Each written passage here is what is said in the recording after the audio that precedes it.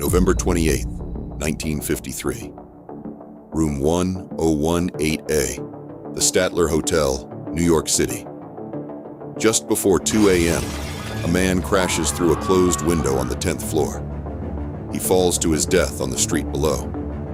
His name is Frank Olson, a U.S. Army scientist working on chemical and biological weapons research. Officially, his death is ruled a suicide, the result of a nervous breakdown. What his family isn't told for over 20 years, 9 days before he died, Olson was secretly dosed with LSD by his own colleagues, without his knowledge or consent, as part of a classified government program. A program so secretive that even most of Congress doesn't know it exists. That program has a name, MKUltra, and Frank Olson isn't the last person it will quietly destroy. 3 years earlier, the CIA has a growing obsession.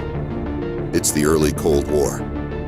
American intelligence officials are terrified that the Soviet Union and China have discovered ways to control the human mind, brainwashing captured soldiers, extracting false confessions, turning ordinary people into weapons through psychological programming. Whether or not the Soviets actually have any of this figured out barely matters. The fear alone is enough. In 1953, the CIA's director personally approves a program designed to catch up, and if possible, get there first. The program is codenamed MKUltra. Its stated goal: research mind control, behavior modification, and truth serums. Testing whether drugs, hypnosis, sensory deprivation, and psychological manipulation can be weaponized to extract information or reshape how a person thinks. Running it is a chemist named Sidney Gottlieb. Soft-spoken, unassuming, with a noticeable stutter. A genuine interest in folk dancing outside of work. And one of the most quietly powerful men in the entire intelligence community. Personally overseeing one of the strangest research programs in American history. Under Gottlieb's direction, MKUltra eventually spans over 150 individual sub-projects, funneled through more than 80 institutions, universities, hospitals, prisons, and pharmaceutical companies, many of which have no idea their research is secretly being funded and directed by the CIA. The drug at the center of it all is LSD, still legal and barely understood in the early 1950s. Researchers dose volunteers, prisoners, mental patients, and in some cases, people with absolutely no knowledge they're being drugged at all, testing how the substance affects memory, willpower, and susceptibility to suggestion. Some subjects are told exactly what they're taking. Many are not. At one federal prison in Kentucky, inmates are offered drugs, including heroin, as an incentive to participate, raising serious questions about whether prisoners in that position could ever meaningfully consent to anything at all. In one especially notorious operation, nicknamed Operation Midnight Climax, the CIA sets up apartments in San Francisco and New York, staffed with prostitutes secretly working for the agency. Their job: lure unsuspecting clients back to the apartment, dose their drinks with LSD without their knowledge, and allow agents to observe the effects from behind one-way glass. None of these men have any idea they're inside a classified government experiment. Some report disturbing psychological effects for years afterward, never understanding why. Then there's Frank Olson. In November 1953, Olson attends a work retreat with fellow government scientists. During the trip, Gottlieb secretly spikes a bottle of Cointreau with LSD. He serves it to the group, without warning, to observe the drug's effects on unsuspecting colleagues. Olson has a severe reaction. In the days that follow, he grows anxious, paranoid, and increasingly unstable. Behavior his colleagues later describe as deeply alarming. Rather than getting him proper psychiatric help, the agency instead sends him to New York, ostensibly for treatment.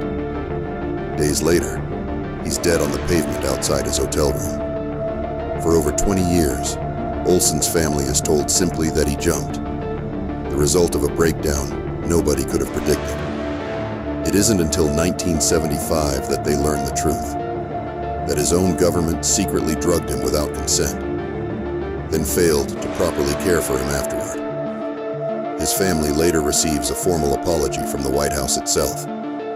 But by then, the man they lost has already been gone for over 2 decades. Olson's case eventually becomes public, specifically because of one enormous stroke of luck for historians, and an enormous problem for the CIA. In 1973, as the Watergate scandal spirals and government secrets across Washington start unraveling in public, then CIA Director Richard Helms orders nearly all MKUltra records destroyed. For years, it looks like the program will simply vanish from history entirely. No records, no proof, no accountability. Then, in 1977, a batch of roughly 20,000 documents turns up. They'd survived only because they were mistakenly filed in the wrong CIA budget records, misplaced in a financial archive, rather than the operational files Helms ordered purged.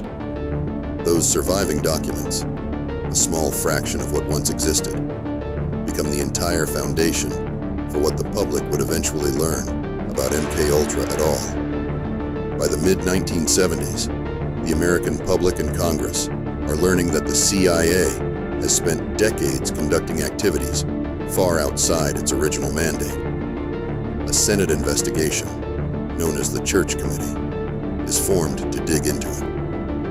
MKUltra becomes one of its most explosive discoveries. The hearings reveal, in painful detail, a program with almost no ethical oversight. Experiments conducted on people who never consented, some of whom suffered lasting psychological damage. Drugs administered to unwitting members of the public, and virtually no scientific rigor behind any of it. Given that a program built around secrecy could never actually be properly reviewed or peer tested in the first place. Sidney Gottlieb testifies before Congress, largely protected by the destruction of records years earlier. He faces no criminal prosecution. He dies decades later, having spent his final years largely avoiding public discussion of the program he built. The full human cost of MKUltra may never be fully known. With most records destroyed, historians can't say for certain exactly how many people were affected. Some test subjects come forward later in life, describing lasting psychological trauma, memory issues, and breakdowns in their personal lives that they only later connect back to experiments they didn't understand were happening to them at the time. In the end, after 2 decades and untold amounts of money, MKUltra never produces a single reliable method of mind control. It doesn't create a truth serum. It doesn't produce a usable brainwashing technique. It leaves behind mostly damaged lives, destroyed evidence, and an unanswerable question about how many ordinary people were quietly used as test subjects in an experiment they never knew they were part of. So what actually was MKUltra in the end? Not a successful weapon, not even really a coherent scientific program. It was Cold War paranoia given a nearly unlimited budget and almost zero oversight. A fear of losing an imagined arms race so powerful that it justified, to the people running it, drugging unsuspecting citizens, prisoners, and even their own colleagues without consent. Frank Olson's family spent over 20 years believing he simply broke down and jumped. The truth, when it finally surfaced, wasn't just about one man's death. It was a small, surviving fragment of a much larger question the United States government still can't fully answer. Exactly how far it was willing to go, in secret, against its own people, in the name of staying one step ahead of an enemy that may never have even had the capability everyone was so afraid of in the first place.